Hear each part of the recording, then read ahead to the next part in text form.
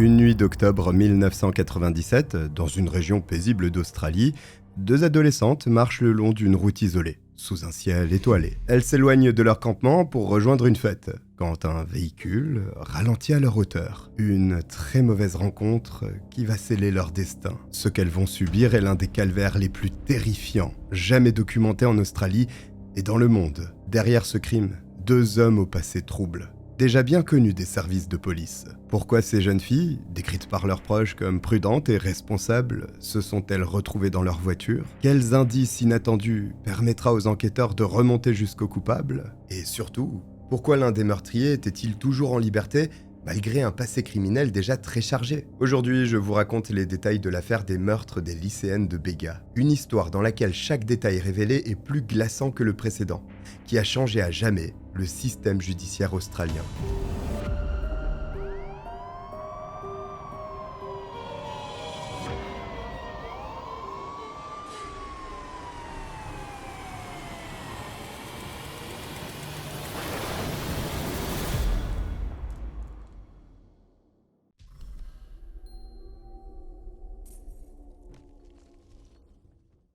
Bonjour à tous, je suis le Cogiteur, bienvenue pour cette nouvelle affaire criminelle qui va te laisser perplexe, c'est sûr à 100%. Et tu sais ce qui te laisse perplexe aussi? C'est la question, on mange quoi? Alors bon, en général les cannibales eux ça va, ils ont qu'un repas au menu à chaque fois, mais toi t'es pas un cannibale.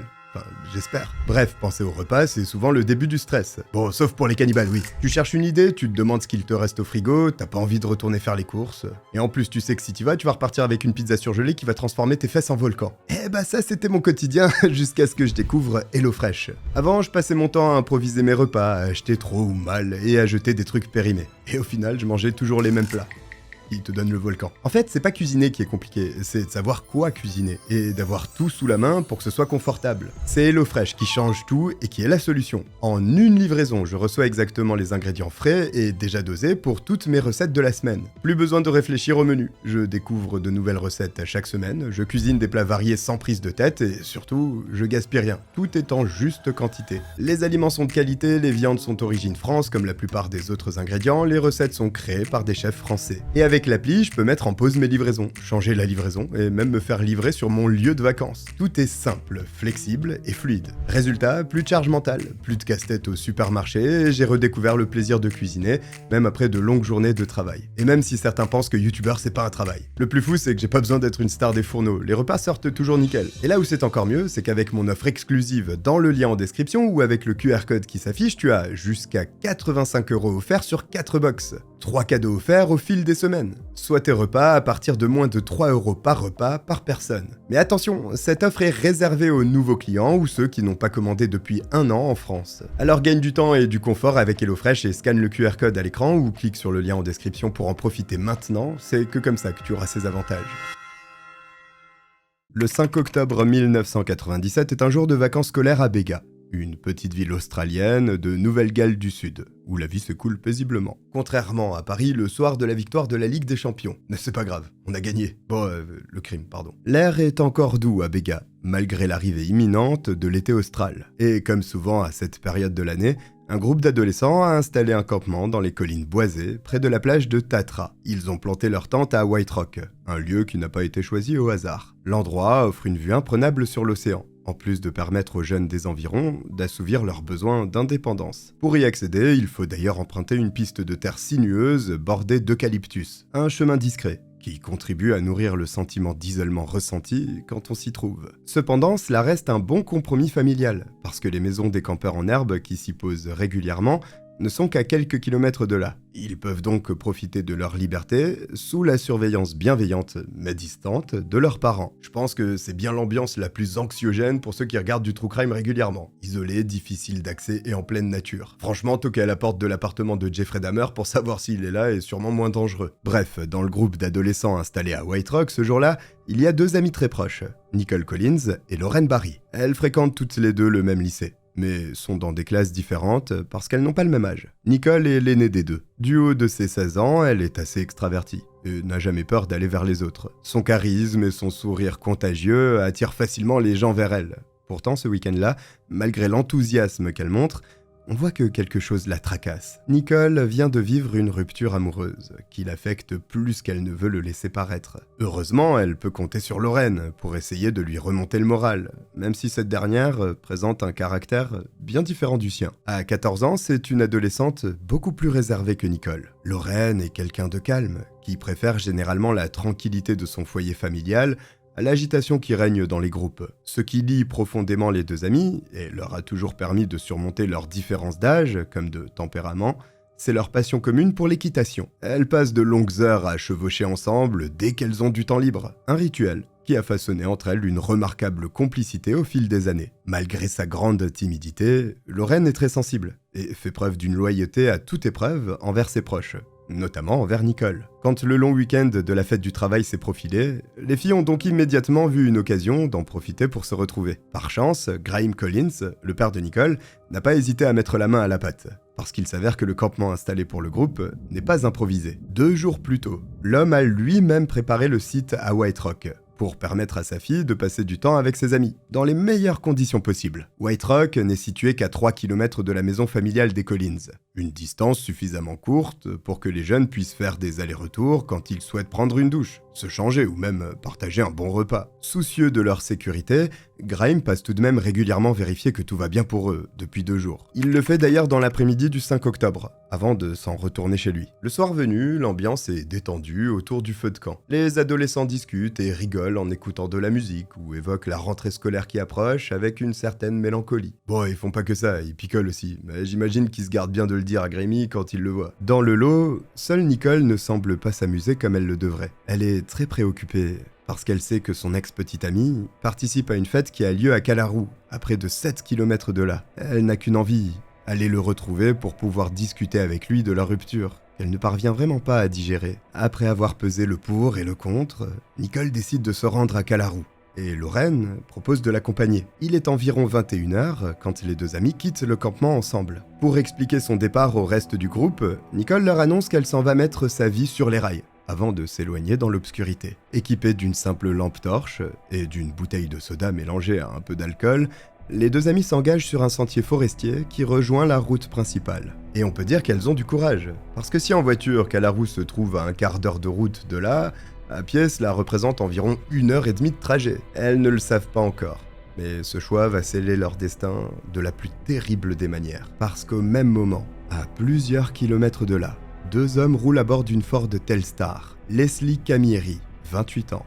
et Lindsay Beckett, 23 ans, des marginaux résidant à Yass, bien connus des services de police, qui viennent de s'injecter de la méthamphétamine et de l'héroïne, après avoir consommé de l'alcool. Leslie est au volant, et il est aussi agité que déprimé, parce qu'il vient de se disputer violemment avec sa femme. Dans la voiture, sur la banquette arrière, il y a un grand téléviseur rose qu'ils ont récupéré chez un ami pour régler une dette de drogue. Ces 2 hommes sont très perturbés, pas souvent sobres, et ils semblent jouer à qui aura le casier judiciaire le plus long à sa mort. Leslie a déjà été condamné 146 fois pour des délits divers et variés. Il a également été libéré un peu d'1 mois en arrière sous caution, après l'avortement de son procès pour 6 agressions sexuelles commises sur sa belle-fille de 11 ans. Il est facile d'en déduire que c'est probablement le motif de la dispute qui a éclaté entre Leslie et son épouse. C'est même sacrément étonnant qu'elle le soit encore, vu ce dont il a été accusé. Les sources ne précisent pas la nature exacte du vice de procédure qui a conduit à l'arrêt de son procès. Toujours est-il qu'en attendant qu'un second soit ouvert, il a été relâché. Bah oui, faut bien un peu challenger son peuple de temps en temps, en lâchant quelques prédateurs dans la foule, n'est-ce pas? L'enfance chaotique de Leslie a sûrement joué un rôle dans sa transformation en individu profondément antisocial, manipulateur et dépourvu d'empathie. Il est issu d'une famille de 6 enfants et a grandi à Liverpool, en Nouvelle-Galles du Sud. Leslie n'a rencontré son père biologique qu'à l'âge de 13 ans. Et a visiblement eu une enfance des plus misérables. Un rapport psychiatrique établi en 1996 l'évoque, en précisant qu'à cause de cela, il a toujours été victime d'ostracisme. Cet important rejet social a engendré chez lui une profonde frustration, qui l'a poussé à multiplier les actes de vol et de vandalisme. Le tout, combiné au fait que Leslie a très peu de contrôle sur ses impulsions, s'est traduit par des explosions de comportements destructeurs. Considéré comme ingérable dès son plus jeune âge, il a passé une grande partie de son enfance dans des centres de détention pour mineurs. À 10 ans, Leslie s'en est échappé. Puis il a vécu 2 ans dans les rues de King's Cross, un quartier difficile de Sydney. Il a finalement été retrouvé par la police et ramené à l'établissement dont il s'était enfui, où il est resté jusqu'à ses 15 ans. À ce moment-là, Leslie était déjà un habitué du tribunal pour enfants de Minda, pour des accusations de cambriolage et de vol. Au cours des années suivantes, il a régulièrement eu affaire à la justice pour des délits de vol, d'infractions liées au véhicule, de port d'armes, de possession de drogue et de fugue. Il était déjà entré dans un cycle de violence et de délinquance dont il n'est jamais parvenu à sortir. Lindsay, de son côté, a plus de 50 condamnations à son actif. Bon, c'est déjà lequel des deux a le plus de chances de gagner le concours du plus condamné parce que Leslie mène de presque 100. Lindsay est né dans l'une des régions les plus pauvres de Nouvelle-Zélande, dans la ville d'Opotiki. Et on s'est aperçu très tôt qu'il avait un QI assez bas. Sa mère est tombée enceinte de lui à l'âge de 15 ans, des suites d'un viol. En grandissant, Lindsay a été maltraité par son beau-père, décrit comme un alcoolique violent. Et à l'âge de 13 ans, il buvait lui aussi de l'alcool, en plus de fumer de la marijuana. Adolescent, il a tout quitté pour venir vivre en Australie, en Nouvelle-Galles du Sud, où il a commencé à mener une vie de délinquant. Lindsay a vécu avec une femme pendant 6 ans, une compagne qu'il a régulièrement battue et violée. Ils ont eu 3 enfants ensemble, et c'est en cambriolant des voitures ou en volant des gens après les avoir agressés qu'il subvenait aux besoins de sa famille. Le manque d'intelligence de Lindsay le rend très influençable. Donc, quand il a rencontré Leslie, au milieu des années 90, il est rapidement tombé sous son emprise psychologique. L'homme a 5 ans de plus que lui, et une forte personnalité.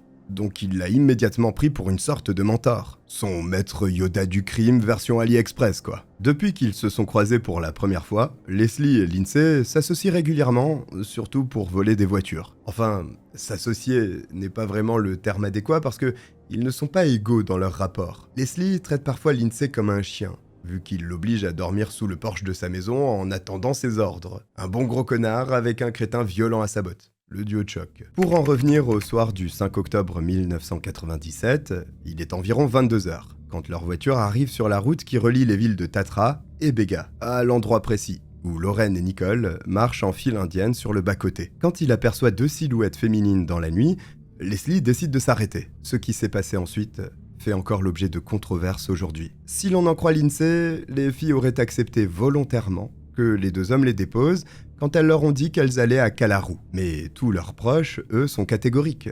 Jamais les adolescentes n'auraient accepté de monter en voiture avec des inconnus, surtout dans un véhicule en mauvais état, conduit par quelqu'un qui n'était manifestement pas sobre. Pour résumer, la réalité des faits sur ce point reste incertaine. Un témoin a rapporté avoir vu les filles discuter avec un homme près d'une voiture sur la route cette nuit-là. Et à ce moment-là, il semblait converser tout à fait normalement. Mais ce même témoin n'a pas été en mesure de certifier que Nicole et Lorraine étaient montées dans le véhicule de leur plein gré. Quoi qu'il en soit, au cours de cette période, elles se sont retrouvées à l'arrière de cette Ford Telstar, avec Leslie et Lindsay. Les ont-ils forcés physiquement à monter dans le véhicule? Ont-ils utilisé un prétexte fallacieux pour les convaincre de le faire? Peut-être ont-elles juste accepté de monter dans un moment de faiblesse, épuisées par leur longue marche dans l'obscurité? Les seuls à connaître la vérité sont Leslie et Lindsay. Et leurs versions contradictoires ne permettent pas d'établir avec certitude le déroulé précis de cette partie de l'histoire. Cependant, une chose est certaine. Quand ça se produit, les 2 hommes doivent se débarrasser du volumineux téléviseur rose qui encombre la banquette arrière de la voiture. Pour pouvoir embarquer les adolescentes, ils le déposent alors sur le bas-côté de la route. Après cela, Lorraine et Nicole montent dans la Ford Telstar, en ignorant qu'elles viennent de tomber dans un guet-apens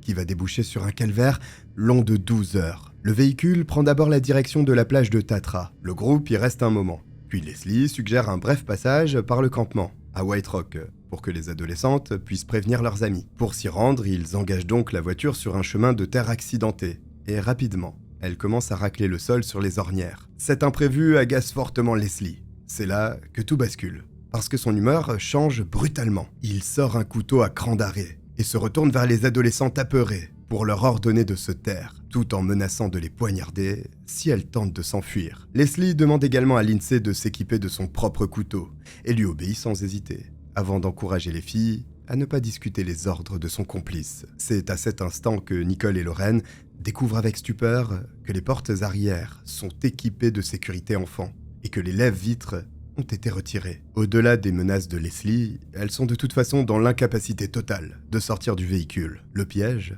vient de se refermer sur elles. Et ce qui ne devait être qu'un simple trajet se transforme peu à peu en cauchemar réveillé pour les deux amies. Pourtant, elles étaient loin d'imaginer l'horreur qui allait s'ensuivre.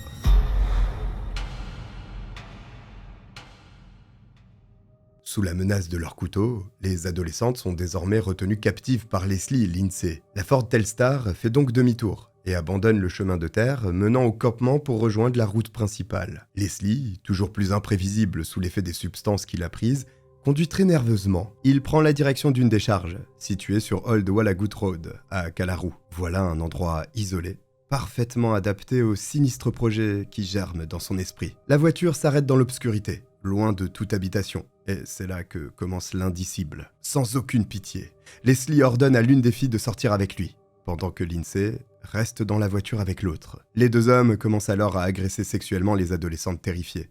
Et ce n'est malheureusement que le début de l'enfer qu'ils vont leur faire subir. Après cette première agression, Leslie et Lindsay reprennent la route avec leurs victimes, puis empruntent la Princess Highway, en direction du sud. Le véhicule s'enfonce toujours plus loin dans la nuit australienne. Nicole et Lorraine, sous le choc, comprennent peu à peu qu'elles s'éloignent de chez elles, et de tout espoir de secours. Leurs ravisseurs font plusieurs arrêts, et à chaque fois, le même scénario abject se répète. Ils vont au Biawua National Park, puis font un arrêt dans les bois au sud d'Eden, et enfin, une halte dans les environs de Wingan Point, en territoire victorien. À chacun de ces endroits, Leslie et Lindsay abusent tour à tour des adolescentes, et se les échangent, comme ils le diront eux-mêmes crûment dans leurs témoignages ultérieurs. Chaque seconde de cette abominable soirée semble être infinie pour Nicole et Lorraine. Dans la voiture, elles sont contraintes de garder la tête baissée pour ne pas être vues.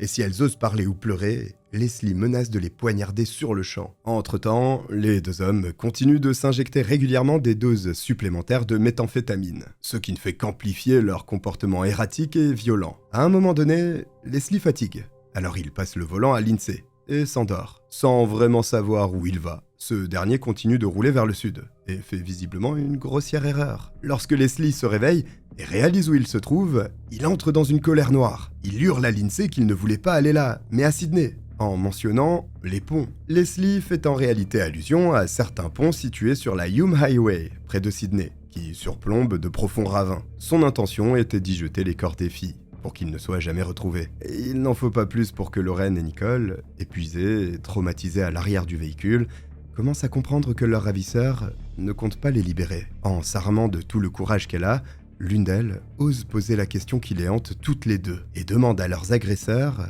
s'ils ont l'intention de les tuer. Avec un calme glaçant, Leslie leur assure que non. Ils vont simplement les attacher, puis les abandonner quelque part, le temps de pouvoir prendre la fuite.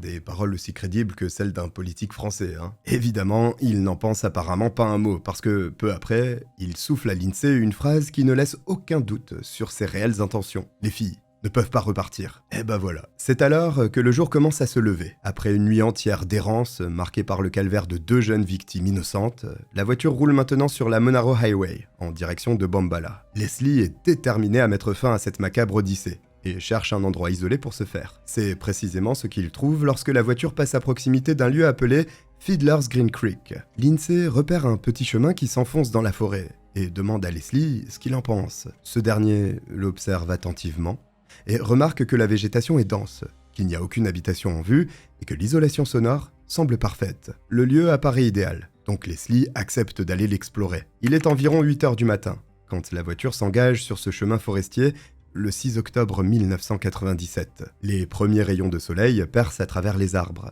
Mais pour Lorraine et Nicole, ce n'est pas que le début de la journée. C'est aussi le début de la fin de leur vie. Les deux hommes qui les détiennent sont sur le point de révéler l'étendue de leurs abjectes intentions.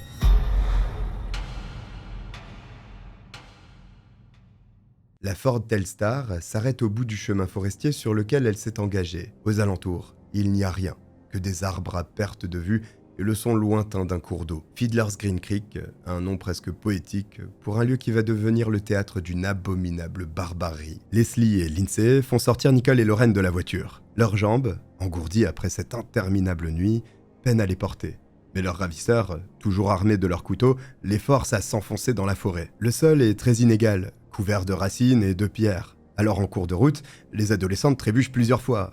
ce qui déclenche une colère noire chez les deux hommes. Leslie aboie sur les filles et les maltraite. Il leur crie d'arrêter de pleurnicher et de se lever quand elles tombent, tout en les poussant brutalement pour qu'elles avancent au plus vite. Après environ 250 mètres de marche, le groupe atteint les rives d'un petit ruisseau, dont l'eau claire coule paisiblement entre les rochers. Leslie décide de s'arrêter à cet endroit. Son plan est méticuleusement calculé. D'abord, il ordonne à Nicole et Lorraine de se déshabiller et de se laver soigneusement dans l'eau froide. Cette instruction n'est pas due à une quelconque perversion, elle sert au contraire un objectif bien précis. Leslie veut éliminer toute trace d'ADN pouvant les relier aux agressions sexuelles qu'il a commises durant la nuit. Tremblantes de froid et de peur, Lorraine et Nicole s'exécutent. Au fond, elles ne nourrissent plus aucun espoir de s'en sortir vivantes. La question n'est même plus de savoir si elles vont mourir, mais comment elles vont être tuées et quand. Une fois nettoyées, les filles sont autorisées à remettre leurs vêtements. Puis Leslie passe à la seconde étape de son plan. Il leur ordonne de s'asseoir, leur attache les mains dans le dos et les bâillonne avec des morceaux de leurs propres habits, pour qu'elles ne puissent pas crier. Après cela, il décide de les séparer. Lorraine est laissée près du ruisseau, allongée sur le ventre, les mains liées, pendant que Nicole est emmenée plus loin et attachée à un arbre à environ une trentaine de mètres de son amie. Elles ne peuvent plus se voir, mais chacune peut entendre la respiration haletante de l'autre. C'est alors que se déroule une scène surréaliste. Leslie et Lindsay s'éloignent légèrement pour discuter de la suite des événements. Leur conversation, rapportée plus tard par le second, prend une tournure de débat on ne peut plus sinistre. Leslie ordonne à Lindsay de tuer les filles. Mais ce dernier se permet de discuter ses consignes, une chose qui n'arrive que très rarement. Malgré son propre passé criminel, Lindsay hésite et demande à Leslie pourquoi il doit s'en charger, et pas lui. La réponse de son complice ne se fait pas attendre, et elle est pour le moins cinglante. S'il refuse d'obéir, il le tuera. Face à cette menace, et sous l'emprise persistante des drogues, Lindsay finit par céder. Il retourne vers le ruisseau où Lorraine attend, terrifié. En suivant les instructions de Leslie, parti patienter dans la voiture, il tente d'abord de la noyer, en maintenant sa tête sous l'eau. Mais sa victime se débat avec l'énergie du désespoir. Ce faisant, Lorraine force Lindsay à mettre un genou dans l'eau, et cela l'énerve énormément. Alors fou de rage, il sort un couteau pour la poignarder au cou. La lame tranche la carotide de l'adolescente et provoque une hémorragie massive, qui lui est fatale. En quelques secondes, son corps cesse de bouger, puis il est emporté par le courant du ruisseau, teinté de rouge. Après avoir tué Lorraine, Lindsay, dont le pouce a été entaillé dans l'action, se dirige vers l'arbre auquel Nicole est toujours attachée. La jeune fille, qui a tout entendu de leur lutte, comprend immédiatement ce qui l'attend. Dans un dernier sursaut de lucidité, elle demande à travers son bâillon à Lindsay s'il va la tuer. Ce à quoi il lui répond de la fermer, avant de lui trancher la gorge plusieurs fois. Mais contrairement à Lorraine, Nicole ne meurt pas instantanément. En proie à la panique ainsi qu'à une intense douleur, elle se débat et s'agite au sol. Elle tente de crier mais aucun son ne sort de sa bouche. Ne sachant pas quoi faire pour qu'elle arrête de gesticuler, Lindsay commence à la frapper, puis l'immobilise avec son pied et la poignarde à de multiples reprises. Il vise d'abord sa gorge une fois, puis son cœur. Mais même après ça, Nicole n'est toujours pas morte. Lindsay décide donc d'utiliser ses deux mains pour enfoncer une seconde fois le couteau dans sa poitrine. Et cette fois, le plus profondément possible. Ce n'est qu'après avoir été poignardée 3 fois et pris d'autres coups de pied à la tête que Nicole rend son dernier souffle. Ça y est, les deux adolescentes sont mortes. Le corps de Lorraine flotte dans le ruisseau, retenu par une racine d'arbre, et celui de Nicole gît au pied de l'arbre auquel elle était attachée. Lindsay, qui vient de prendre leur vie avec une brutalité inouïe, retourne tranquillement à la voiture où l'attend Leslie. Le comportement de ce dernier est d'ailleurs pour le moins étrange, vu qu'il demande à son complice s'il a vu le démon. Si vous voulez mon avis, le type a simplement vu son reflet dans le rétroviseur, parce que le seul démon qu'il y a en dehors de Lindsay, c'est lui. Sans s'attarder davantage, les meurtriers quittent les lieux pour retourner en Nouvelle-Galles du Sud. Ils ne prennent même pas la peine de dissimuler les corps, convaincus que l'isolement de l'endroit suffira à retarder leur découverte. Leslie prend le volant, tandis que Lindsay, fatiguée par l'effet des drogues et les violences commises, s'endort sur le siège passager. C'est seulement à l'approche de Canberra qu'il se réveille. Les deux hommes s'arrêtent alors au Theodore Lookout, situé sur la Monaro Highway. Ils y brûlent leurs vêtements ensanglantés, ainsi que les cordes et les bâillons utilisés pour maîtriser leurs victimes. Ils se rendent ensuite jusqu'au Commonwealth Avenue Bridge,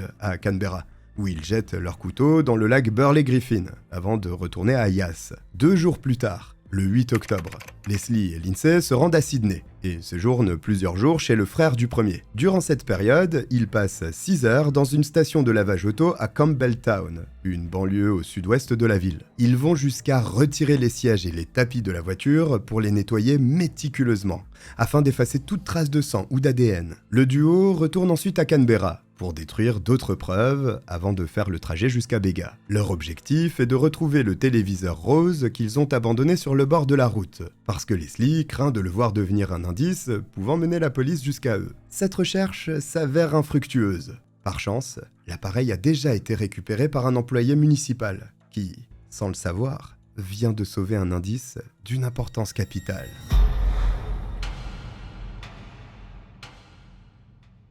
À Bega, l'inquiétude grandit rapidement après les faits. Lorsque le 6 octobre, les parents de Lauren et Nicole constatent que leur fille ne leur donne pas signe de vie, ils contactent immédiatement leurs amis. Seulement, ils sont unanimes. Personne ne les a vus depuis qu'elles ont quitté le campement pour aller à une fête, la veille au soir. À partir de là, ce qui n'était qu'une simple inquiétude se transforme en panique. Des recherches sont organisées dans les environs du campement. Les parents et amis, puis des policiers aidés de bénévoles, passent chaque sentier, plage et falaise au peigne fin. Tous les endroits où les adolescentes pourraient être allées sont minutieusement inspectés. Les autorités ouvrent une enquête et comprennent rapidement qu'il ne s'agit pas d'une simple fugue. Lauren et Nicole n'ont pas pris d'argent, ni d'affaires personnelles.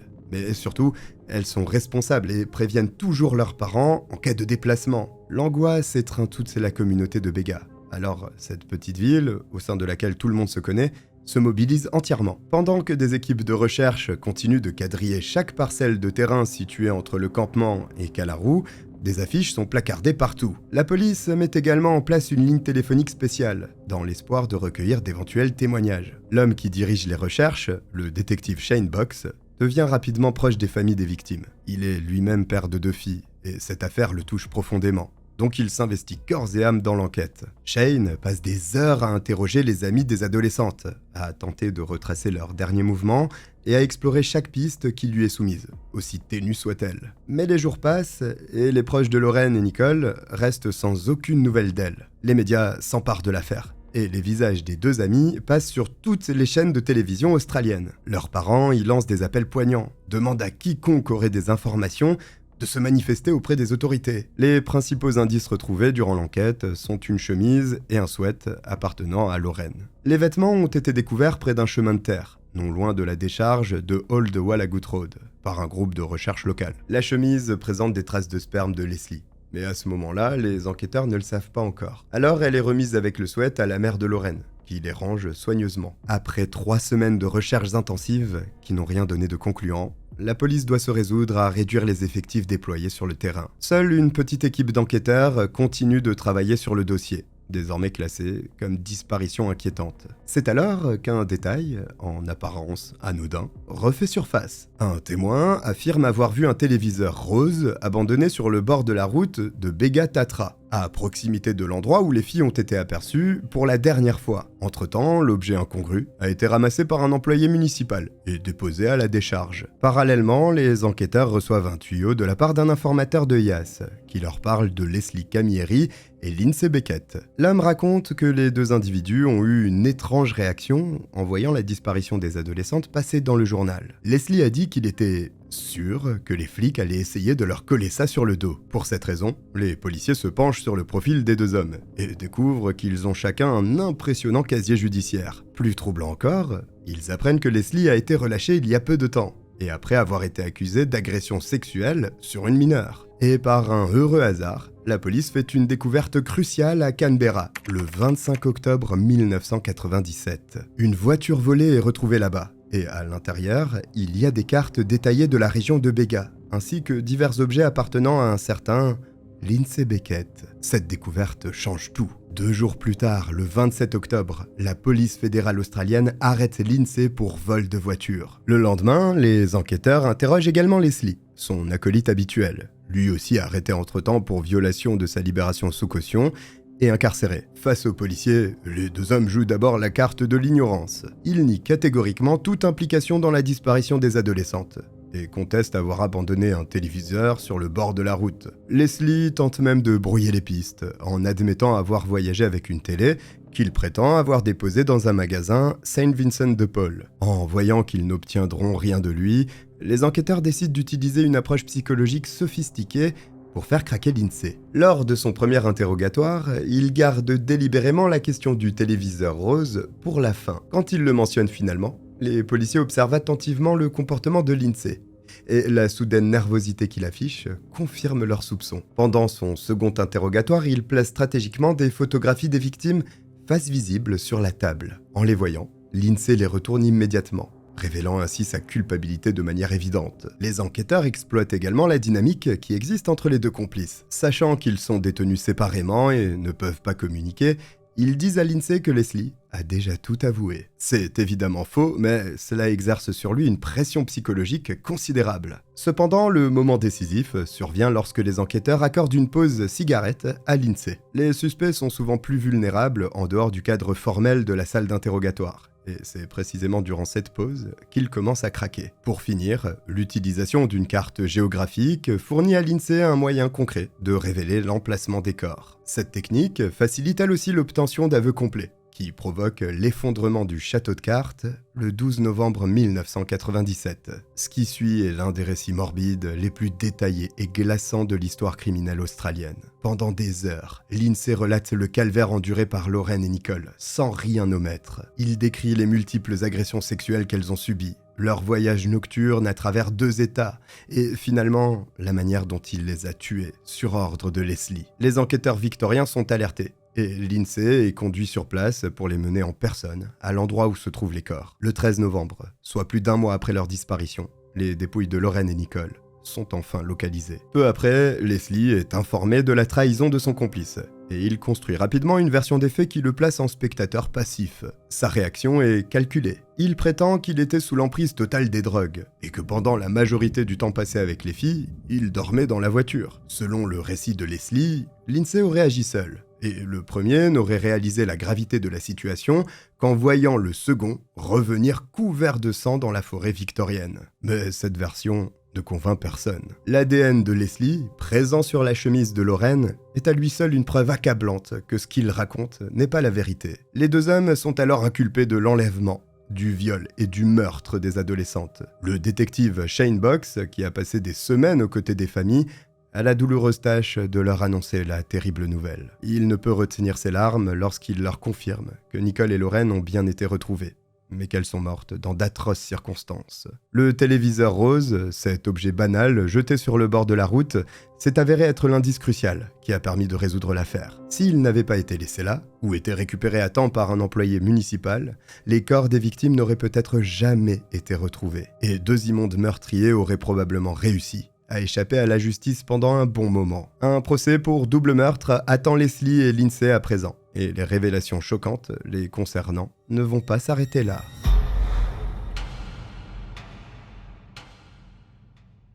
Les procès des 2 hommes s'ouvrent en 1998 et 1999 dans un climat de tension extrême. L'opinion publique australienne, bouleversée par les terribles détails qui ont fuité dans la presse sur l'affaire surnommée The Bega School Murders, réclame justice. Lindsay, qui a accepté de collaborer avec les enquêteurs, plaide coupable. Le 20 août 1998, il est condamné à la prison à vie, avec une période de sûreté de 35 ans, la plus longue jamais prononcée par un tribunal victorien à cette époque. Il sera âgé de 59 ans lorsqu'il pourra demander sa libération conditionnelle en 2033. Le procès de Leslie, lui, est beaucoup plus long et complexe, parce que contrairement à son complice, il persiste à nier fermement toute implication dans les meurtres. Son avocat tente de le dépeindre comme un consommateur de drogue en plein délire, incapable de comprendre ce qui se passait autour de lui pendant ces heures fatidiques. Au cours des 10 longues semaines que dure le procès, plus de 70 témoins sont appelés à la barre. Lindsay en fait partie, et il passe 5 jours à témoigner contre celui qu'il a autrefois considéré comme son mentor. Mais ce qui choque le plus l'assistance, c'est la révélation du fait que, lorsqu'il a tué Lorraine et Nicole, Leslie venait tout juste d'être libéré sous caution, et ce, alors même qu'il était accusé d'avoir agressé sexuellement une préadolescente de 11 ans à de multiples reprises. Plus rageant encore, Rosemary Gandarias, une jeune femme de 19 ans, rapporte qu'elle a également été kidnappée et agressée par Leslie et Lindsay à Canberra. Ils l'ont attaquée environ 3 semaines avant les faits. Et ils avaient déjà suivi le même mode opératoire. Enlèvement en voiture, porte verrouillée par des sécurités enfants, lève-vitre absent et agressions sexuelles répétées. Contrairement à Lorraine et Nicole, Rosa Marie a survécu à son calvaire. Son témoignage est dévastateur pour la défense de Leslie, qui prétend n'avoir joué aucun rôle actif dans les agressions. Quand le jury se retire pour délibérer, le verdict tombe 48 heures après. Et il est sans appel. Leslie est reconnu coupable de tous les chefs d'accusation qui pèsent contre lui. Et le 27 avril 1999, le juge prononce sa sentence. Le meurtrier est condamné à 3 peines d'emprisonnement à perpétuité, sans possibilité de libération conditionnelle. Une sentence qui reste très rarement prononcée dans le système judiciaire australien. Cependant, malgré cela, et les preuves qui l'accablent, Leslie refuse d'accepter son sort. En 2001, il apparaît devant la Cour suprême pour faire appel de sa condamnation. Mais cette tentative échoue rapidement. Toujours plus déterminé, Leslie porte alors l'affaire devant la Haute Cour australienne l'année suivante.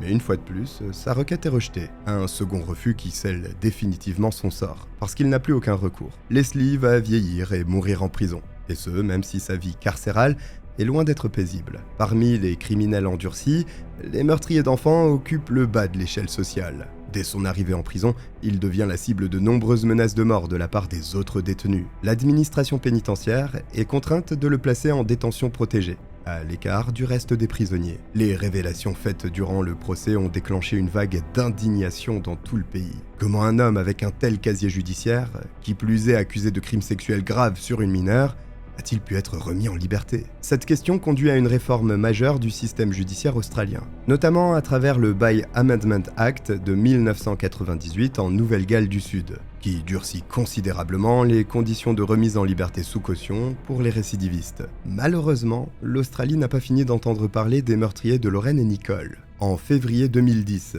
soit 12 ans après les meurtres, un scandale éclate autour de Lindsay. Alors qu'il purge sa peine de prison, des lettres d'amour sont découvertes dans sa cellule. Et l'auteur de ces correspondances n'est autre qu'une ancienne gardienne de prison. Les autorités pénitentiaires réagissent immédiatement en transférant Lindsay dans un autre établissement. Cette mesure vise autant à couper court à cette relation inappropriée qu'à protéger l'intégrité du système carcéral. Cet épisode soulève d'importantes questions sur la vulnérabilité du personnel pénitentiaire face à des manipulateurs expérimentés comme Lindsay. Malgré son QI relativement bas, il semble avoir conservé une capacité à établir des liens émotionnels pervers, même en détention. L'incident rappelle aussi la fascination morbide que certains criminels notoires peuvent exercer. Un phénomène psychologique troublant, souvent observé dans les affaires médiatisées. 2 ans après cela, un nouveau chapitre s'ajoute à cette tragique histoire. Mais cette fois, il concerne Leslie, et il est beaucoup plus grave, vu qu'il est accusé d'un 3e meurtre. Le 2 février 1992, Prudence Bird, une adolescente de 13 ans,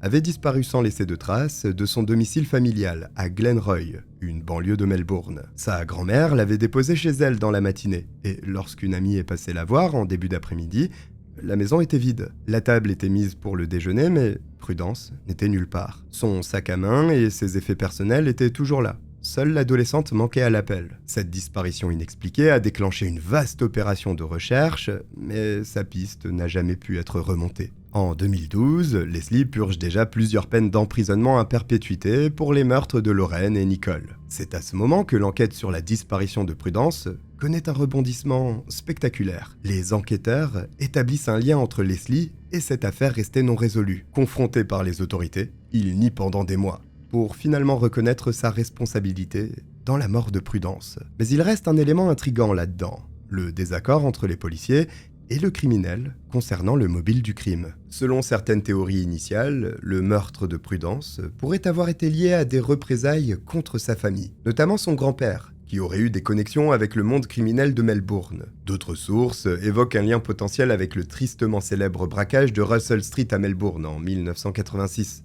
dans lequel sa famille aurait été indirectement impliquée. Cependant, Leslie nie ses motivations en bloc et maintient qu'il s'agissait d'un enlèvement opportuniste, similaire à ceux de Lorraine, Nicole et Rosa Marie. Cette version reste contestée par les enquêteurs, qui croient toujours à un motif plus complexe. Par ailleurs, Leslie est restée vague sur certains détails très importants, tels que l'emplacement exact du corps de Prudence, qui n'a jamais été retrouvé. Le 27 mai 2013, il plaide coupable du meurtre de l'adolescente, et en fin d'année, il est condamné à 28 années d'emprisonnement supplémentaires. Une peine largement symbolique, puisqu'il n'avait déjà aucune chance de sortir un jour de prison. Cette condamnation tardive a révélé un schéma inquiétant dans le comportement criminel de Leslie. Loin d'être un meurtrier qui aurait craqué lors d'un épisode isolé, il était déjà passé à l'acte une première fois des années avant les 2 meurtres de 1997. Il a agi comme un véritable prédateur, des plus méthodiques. Pour les criminologues, cette affaire illustre la trajectoire typique d'un tueur en série, avec une escalade dans la violence et la sophistication des crimes au fil du temps. Si Leslie n'avait pas été arrêtée après avoir tué Lorraine et Nicole, il est probable que d'autres victimes auraient suivi. Voici pour cette affaire australienne où les 2 tueurs ont bien mérité leur sentence, ils ne sortiront plus jamais de prison. Et d'ailleurs c'est même la double peine parce qu'ils ne pourront jamais commander HelloFresh non plus. Et oui, n'oubliez pas mon offre exclusive avec HelloFresh en scannant le QR code ou en cliquant sur le lien dans ma description pour bénéficier des avantages et surtout pour cuisiner facilement sans vous prendre la tête. Si vous êtes arrivé jusqu'au bout, écrivez Australie en commentaire. J'espère que vous avez apprécié mon récit, si c'est le cas n'hésitez pas à vous abonner, c'est juste là et ça m'aide énormément. Je vous remercie de m'avoir regardé et je vous dis à très vite.